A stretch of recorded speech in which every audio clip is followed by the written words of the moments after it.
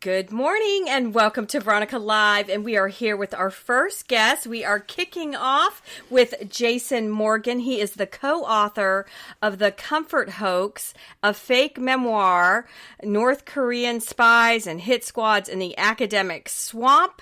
Welcome, Jason, to Veronica Live. Thank you very much. It's great to be here. And we were just talking offline, and you literally just got off the plane and landed from Japan. So tell us where you live in Japan. I live in Kashiwa. It's in Chiba Prefecture. It's about a little less than an hour northeast of downtown Tokyo. Teach at a little university there. Wow. And yeah, just got off the plane last night from Haneda. Okay. And do you actually teach in Japanese or in English? And what do you teach over there? It's about half and half. Okay. Just depends on the level of the students. I teach whatever they ask me. Sorry, the computer's acting up in the background. I teach whatever they ask me to teach. I do mainly Japanese studies, Japanese history, Japanese culture, and some philosophy classes, and some history classes, just a mix of things. It's a small university, so we have basically general intro courses. Okay, and tell us what your background is and how you actually ended up in Japan.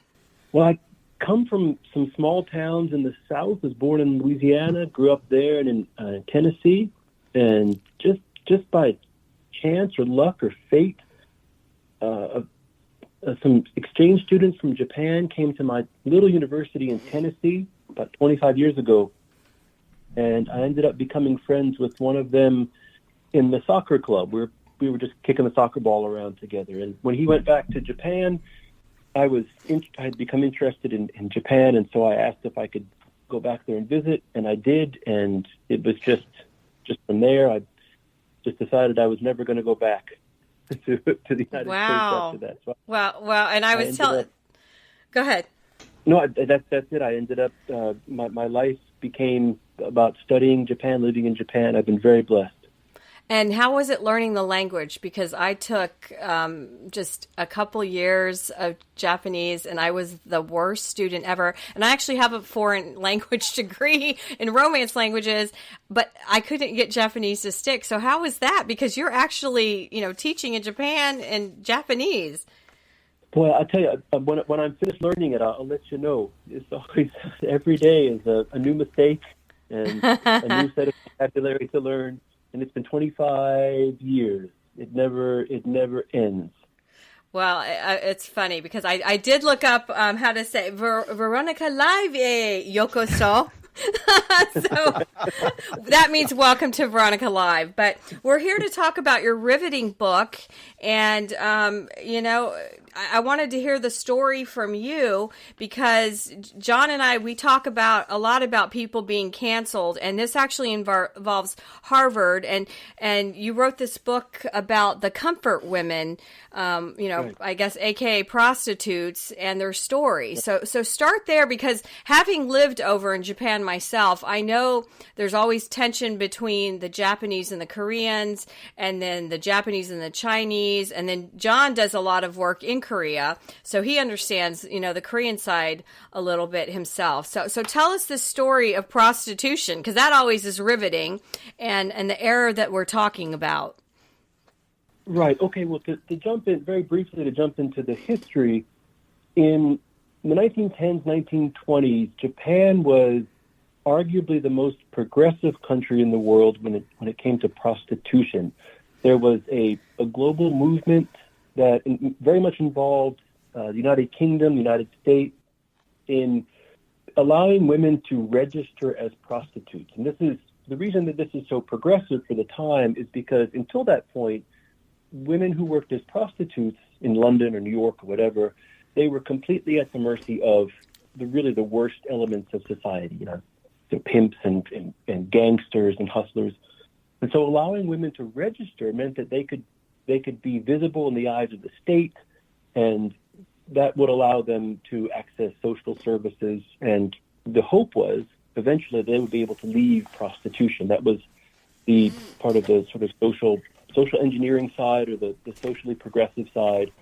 And Japan was at the forefront of this. So in the 1910s or 1920s, they were developing this registered prostitution system.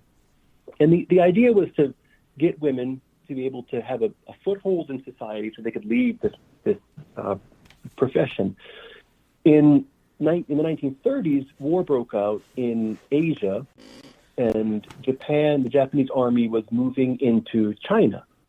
Well, common with armies everywhere, the men were visiting prostitutes. There were two big problems with it. The first problem was that the men were catching venereal disease, and as had been learned in the Siberian expedition in World War I, when men catch venereal disease, they can't fight, and it affects the unit's ability to fight the war. The second problem is that the Chinese side was sending spies to work in the brothels. So the men were visiting the brothels, getting drunk, giving away, troop location information and plans, battle plans, and so forth. So the Japanese government, the military, decided to extend the licensed prostitution system to Asia. And they recruited women from Japan, mainly from Japan and the Korean Peninsula. And these women went to these brothels that were next to army bases in Asia. And they worked there as military prostitutes. Well, that's the basic history. In the early 1980s, a Japanese communist, ex-con, wrote a memoir in which he said that he went to Jeju Island off the coast of South Korea and rounded up Korean women at bayonet for these brothels. Well, some Japanese historians checked this out and decided it wasn't true. The South Koreans were very angry about this. How dare you insinuate that we just sat by idly while you rounded up our women? It was an insult to the Koreans. Well, this story took off, as we now know, because the North Koreans were pushing it. This became a very good way for the North Koreans to try to break up the relationship among South Korea, Japan, and the United States. So this story took off in the 1990s. It has nothing to do with history. This is a North Korean spy operation. And when some South Korean scholars started to point this out, they were canceled because there's a nationalist element to this. South Korea and Japan have this history of colonization. So that's one layer of it. But the meat of it is that this is a North Korean operation to try to get the United States and Japan and South Korea to stop cooperating in East Asia. That's the nutshell version of all this comfort women business. Well, and talk about now, you've told us the history of these comfort women and, reading the book, some were in it to definitely make some money. But fast forward to how you bring this narrative to light and now people want to cancel you. Yes. So my co-author wrote Mark Ramsar. He's a professor at Harvard Law. He's become a very good friend. He was born in the United States, but he grew up in Japan, in Miyazaki, down south. I think you were in Okinawa? Yes. So he was much farther south than I was, probably closer to where you were. And he went to school there and speaks Japanese perfectly like a Japanese person. So he has been studying legal history of Japan his entire career, and he came to the same conclusion that I did, reading these documents. The standard history in Japan is that as I just said, that this was part of the licensed prostitution system, and the idea that there was a sort of a mass abduction of women has no basis in historical fact. And he wrote a very short paper, 8 pages, for a rather out-of-the-way journal about 4 years ago, in which he said that this was the contract system under which these women worked. Well, things blew up. This 8-page paper was introduced in Japan, and from there it got introduced in South Korea, and the South Korean left. They went completely wild. And the professors in the United States, they smelled blood in the water because this has become a feminist issue in the United States. Great. And suddenly we don't make any normative claims in the book, and I don't want to speak for Mark Ramsar, but I think, we're not we're not pro-prostitution. We're not pro brothels next to military bases. We have our own very strong moral ideas about this, and we don't think this is a good thing in any way. This is not something that we're trying to defend. We're just simply saying this is the way it was. And boy, people were signing petitions. 30,000 people signed a petition to try to get him fired, to try to get his paper retracted. He was getting death threats. The South Korean news crews were stalking him outside of his home. I mean, it just went completely nuts. And, it's people in South Korea are put in prison for this. People are facing jail time. We were just speaking with a professor yesterday who was just acquitted in a criminal trial for saying that these women were prostitutes. It's all sorts of layers to this, but the cancellation in the American Academy was just out of control. I mean, what I discovered is that these American academics, these woke academics, they don't have any. They're not intellectuals at all. They don't know how to deal with ideas and to have a debate. Whenever something comes along they don't like, they have a panic attack and they just try to get people thrown out of the academy. I was expecting a debate, but these people just had a conniption fit. Yeah, you could write a whole book on that. Well, I wanted to read. Jason, you had there in the book. You talk about this all the hate mail and this internet stalker that I think she was a professor and she literally lost it. So let me read this little snippet. She wrote, "Will your mother in heaven or daughter in Somerville be pleased with your article? And in the future, will our Lord Jesus, who is in charge of our lives, be pleased with what's going on right now?" And she gets more into it. "Take heart and have courage to step out of this worldly mess. Declare who you are in Christ and just walk away on the path the Holy Spirit wants you to be on." I mean, this woman was psycho. Oh my gosh. Yeah, this lady, I'm sorry to use a technical term, but this lady, she's bug nuts. And, the thing is that the whole time she was, this is a letter that she wrote to Mark Ramsar, and the whole time she was writing this, she was contacting publishers of his books and his articles and basically threatening them that if they don't take his articles down or stop publishing his books, then she's going to wage a campaign against him. The whole time she was, telling him that your mother in heaven, which is just creepy. Oh my gosh, yes. In people's family and, the deceased relatives, it's just beyond the pale. And the whole time she was doing this, she was waging a harassment campaign against his publisher. Her own jihad. Completely nuts. Boy, she's a piece of work. But this is typical of the American Academy. We were expecting a debate. This is a contentious topic. We were ready to have the debate, but we were not ready for the bug nuts, lady. I have to tell you. Jason, I wanted to ask you. I spent some time in Korea, traveling back and forth. Still do. And I've been to the Korean War Museum, and one of the things that I won't say impressed because war's never impressive, but they go back. History in that museum goes back to the 1100s, I think, some of the documents and the stuff they have. But, Korea's traditionally been an occupied country. The Chinese, the Japanese, whatever, cycles go back and forth. And I'm trying to understand, it is a great book. I was trying to understand the psychology because there is a visceral hate is probably a little strong, but hate between the Japanese and the Koreans, and every time it is true, John. That is true. I recently made it. I do stuff for the military, for the Korean military over there, and I made a suggestion to one of their acquisition agencies is that they cooperate with the Japanese on a shipbuilding program. And I mean, you started World War III. So, it is this hoax? Did the hatred start first, or did the hoax take advantage of the psychology? This is a really excellent question. One of the things that I've discovered, I lived in South Korea too. I lived in Gyeongsang-buk-do for a year. It was a beautiful place. I had a wonderful time there in South Korea. and I have some very, very good Korean friends. Some of the professors that we worked with are South Koreans.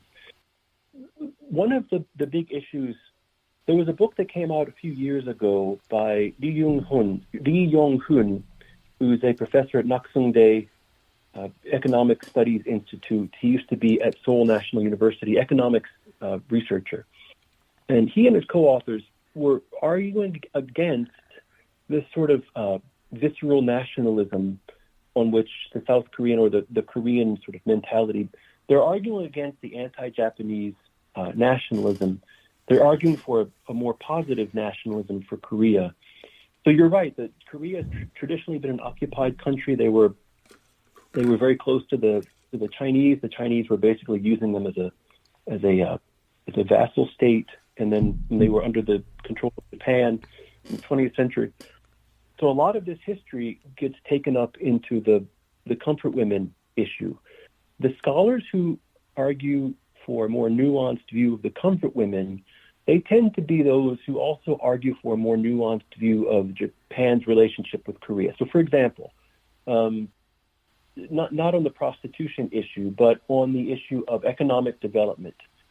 Some of the professors who are arguing, as we do, on the comfort women issue, they will say, Japan occupied Korea, it's true, but Japan also brought a new level of modernization to the Korean economy, which I think is also true. But when you say something like this, then the Korean left will push back and say that you're arguing in favor of colonialism and imperialism and so forth. The issue with Japan is very much caught up in the comfort women issue, and I think the North Koreans have exploited this quite deliberately, that they know that anything that has to do with Japan will elicit this almost visceral response. And I think that's what they were counting on. But what's happened with the comfort women issue is that there's been quite a change. We were quite surprised to find that Mark Ramseyer's books, some of his publications, his papers, were published in Korea just late last year, early this year, in Korean. And, we thought there would be protests and the book would be burned and so forth. But it actually seemed to do fairly well in South Korea. There were no major protests. I think people with this comfort women issue, they've seen that they've been manipulated by North Korea. There's been a little bit of a sea change. But you're right, there's the visceral sort of nationalist background to all this. So my question to you is, were you political before you were canceled, and how did you deal with that? And Mark as well, because when people, that's the thing, when the left is mad at you, they want to get you fired, they want you to have to hire lawyers and lose all your money, right. And they want to take you out. Right. And you guys were right. Academic kind of people, thought you were on their team, and I like that you were trying to tell the real story, and then you're canceled for it. There's a little bit of a background to this too. Mark is, Harvard Law, and he's apolitical. I don't see any. He's a Chicago School economics professor, so he's interested in rational markets and rational choice. And some people would say that's political, but I think he's basically just economics logic, microeconomics scholar. I don't think there's any political valence to it. So he was never openly political in his career, not that I know of. I think he's been very, very, right down the center in a scholarly fashion. But when I was in graduate school, I showed up to the University of Wisconsin in 2011, and when I got there, I found that people in the history department, I was in the history department, they were calling Scott Walker, who was the governor at the time, Nero. And, apparently Scott Walker was Hitler. And Scott Walker was just trying to lower taxes for Wisconsin citizens, which I thought was a pretty good idea. So I thought I was there to debate. And so I came out in favor of Scott Walker on the email list. And boy, suddenly I was... How dare you? And when I was at the University of Wisconsin, I was taking positions that nobody else took, but it wasn't like I was the only one. For example, I'm pro-life. I'm in favor of lower taxes. I'm I'm a pretty hardcore libertarian, so I think the government should be small and stay out of our business, and so forth and so forth. And I was just trying to have a debate, and people were incapable of having a debate. All they could do was call me a fascist or a racist or a white supremacist. Mark Ramsar, when he wrote this book, people were literally calling him a Holocaust denier, a white supremacist, a fascist. He's been called a misogynist. Yep. Yeah. It was quite shocking to him, I think. To me, I'd heard it all before because I'd been in these debates with, not even debates, but I'd been on the receiving end of this really unhinged hate. This cancellation thing is because the left has no arguments. They don't know how to debate. They don't have the ability to use their minds to think rationally. I've seen it 100,000 times in my seminars, in academic settings. The left, they don't have any ideas. All they can do is they can scream and shout and shriek and try to get people fired or try to get their houses burned down or send Antifa to pay them a visit. When people get canceled, they're met with this wall of anti-intellectualism. They don't know how to respond. That's the whole thing about cancellation, is to try to numb you, to try to make you panic. But Mark Ramsar, he didn't. It was fantastic. He didn't. He held his ground, and he said, look, let's have a debate, but I'm not going to back down. And I think they didn't know what to do. They ran away. Yeah, they called him a Holocaust fire, and they ran away. The last thing they want typically is a debate because they don't have the facts or they can't refute there's their truth and your truth, Right. They don't understand objective versus subjective truth, which you can go back philosophy and start at ground zero with these idiots. I'm just curious, just as an aside, in Japan, do they care about pronouns and microaggressions? No, they don't care about, it's wonderful to be in Japan. I've been teaching there for 7 or 8 years now, and not once, nobody has ever come to my office to bring me a Molotov cocktail. No one's ever tried to get me fired. The thing is that they're adults. I know there are people at my university who disagree with me. I disagree with them on a variety of things. But that's just human life. That people have different opinions, and if you're an adult, you just say, well, that's your opinion. Have a nice life. We don't need to fight over what we think about history or capitalism or whatever. Just you go your way, I'll go my way, and we'll just live and let live. I think that the Japanese way on that is beautiful. We don't have these idiot wars on campus about pronouns or about microaggressions. It's very, very simple. Come to Japan, please. If you don't like being canceled, please come teach at my little university and have a happy life. Well, what I loved when I lived there, Jason, I went to Tokyo around Christmas time, and they were playing Christmas music in every store, Christmas trees everywhere. And then I was there for Easter one year too, and Easter bunnies, it was not this cancel all the holiday stuff. And, they're 99% like Buddhist or, so it was just really funny to me that we go so overboard in America. People in Japan tell me Merry Christmas every year. They say Merry Christmas. I say Merry Christmas. Merry Christmas. Doesn't hurt anything. Jason, one of the things I wanted to talk to you about on this was this, my impression of Korea, or South Korea, not North Korea, obviously, it's kind of like the U.S. was in the 1950s from a societal standpoint. Except you bring in all the modern technology. But, it's like, the streets are clean. You see little kids walking around by themselves, and it's like stuff you'd never see. And I've asked, does anybody worry about these little kids? Like 4 and 5 year olds. Yes, that was always shocking to me. In big cities. Right. And they're like, nobody would ever fool with the kids and try and kidnap them or anything else. That's just not acceptable on any, and adults will intervene.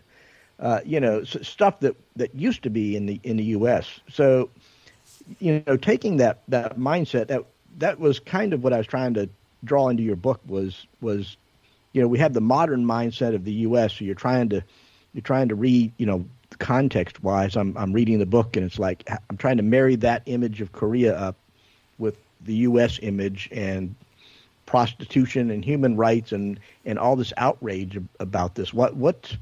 How do you? I don't know if Japan is. I've been to Japan 3 or 4 times, but I don't understand the culture as well.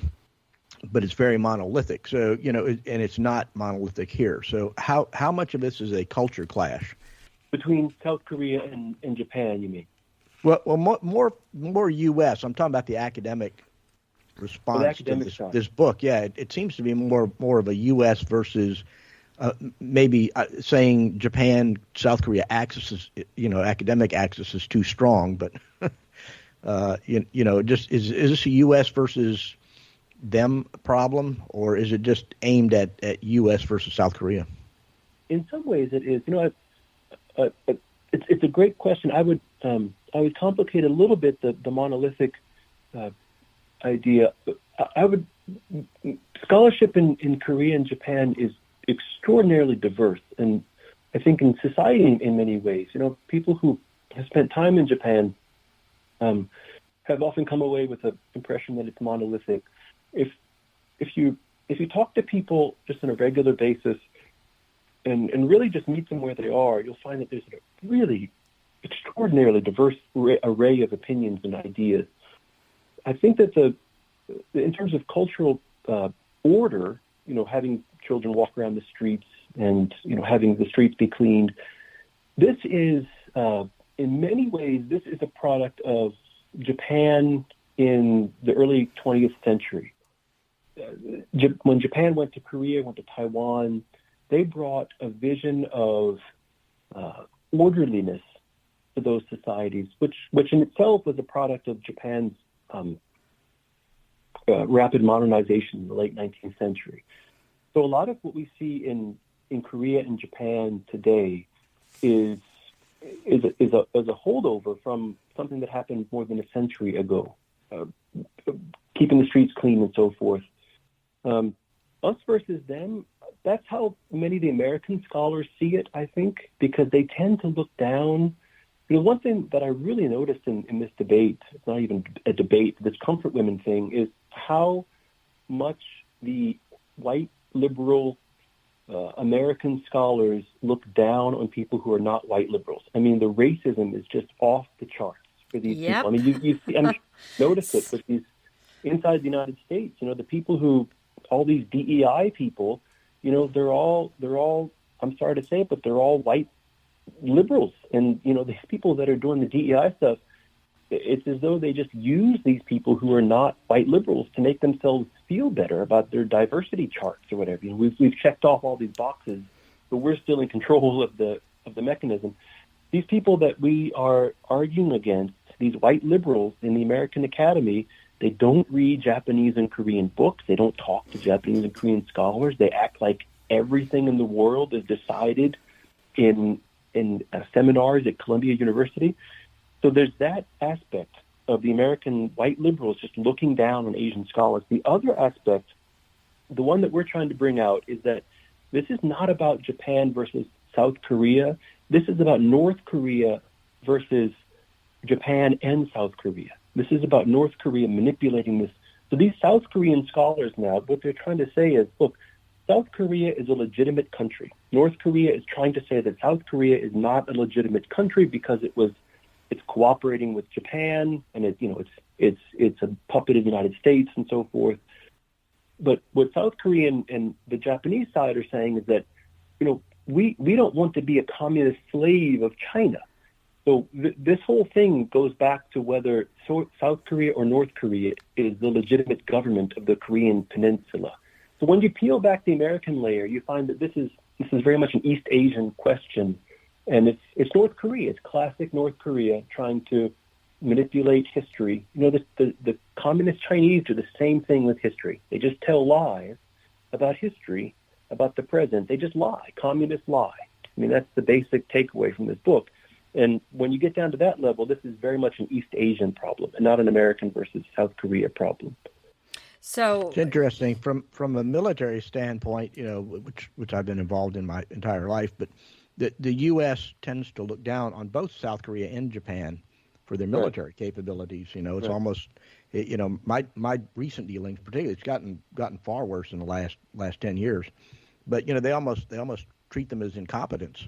and saying, well, you actually need us to help you, and we need to teach you, or we need to show you, or we need to do for you, whatever. And it's a very condescending attitude from the U.S. It's true, and I'm not familiar so much with the military, but just in general. And this is where I become very much a radical. Is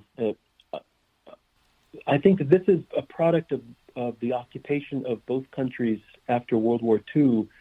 And that both in South Korea and in Japan, there's a mindset among many people, not on the American side, but on the local side, that we need the Americans to protect us. And my grandfather fought in Korea. He was in the Navy, and his whole life. I mean, he passed away years ago, but his whole life, that was, I think, his proudest moment, is that he was part of this battle to defend the good guys against North Korea. I mean, obviously the bad guys, the communist dictatorship.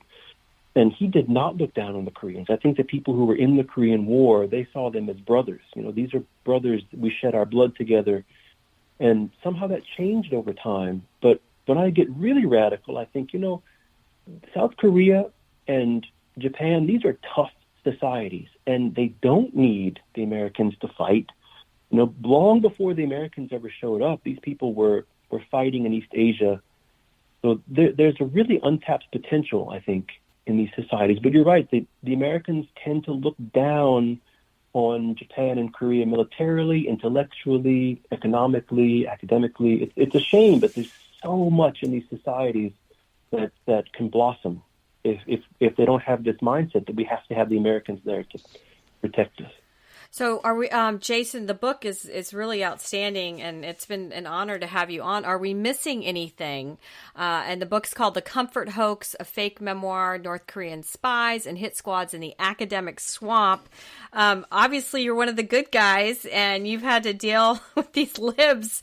What are we missing? What do you want to leave the listeners with? And can I come with you back to Japan, and we'll eat ramen and drink coffee out of the vending machines that I'm in love with?